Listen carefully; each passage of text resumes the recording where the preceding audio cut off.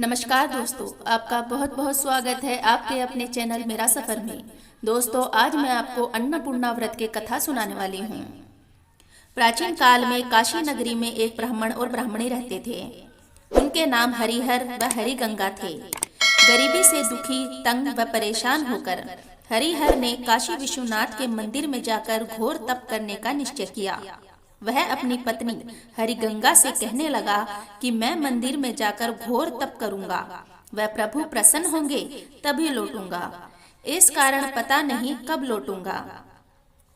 काशी विश्वनाथ के मंदिर में जाकर हरिहर ने कठोर तपस्या से शंकर भगवान को प्रसन्न कर लिया।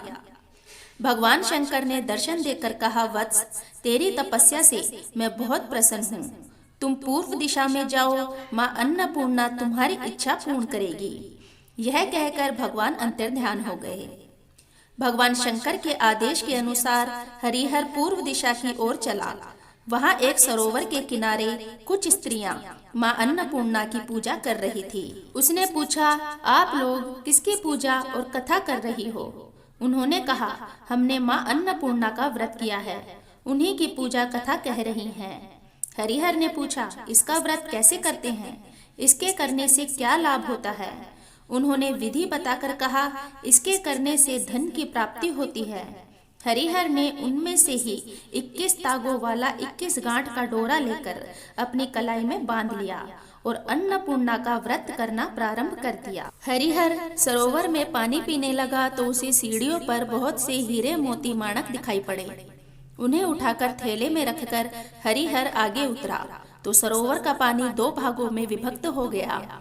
हरिहर आगे बढ़ता गया तो उसे एक महल दिखाई दिया। उस महल में प्रवेश करने पर उसे माता अन्नपूर्णा स्वर्ण के हिंडोले में बैठी दिखाई दी। हरिहर उनके चरणों में गिरकर लौटने लगा। माँ अन्नपूर्णा ने हरिहर को आशीर्वाद दिया कि उसकी निर्धनता दूर होगी और वह अटूट संपत्ति का मालिक बन जाएगा।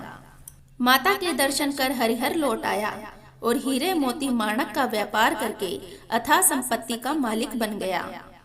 उसके भव्य भवन, नौकर चाकर, गाड़ी घोड़े सभी सुख सामग्री हो गई, किंतु उस सुख को उसके बाद भोगने वाला कोई नहीं था, क्योंकि उनके कोई संतान नहीं थी।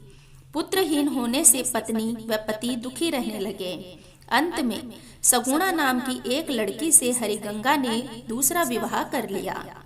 सगुणा में एक भी गुण नहीं था, उल्टा ग्रह क्लेश उसको अति प्रिय था। मार्गशीर्ष माह पर आने वाले शुक्ल पक्ष की छठ को हरिगंगा व हरिहर ने माँ अन्नपूर्णा का व्रत किया।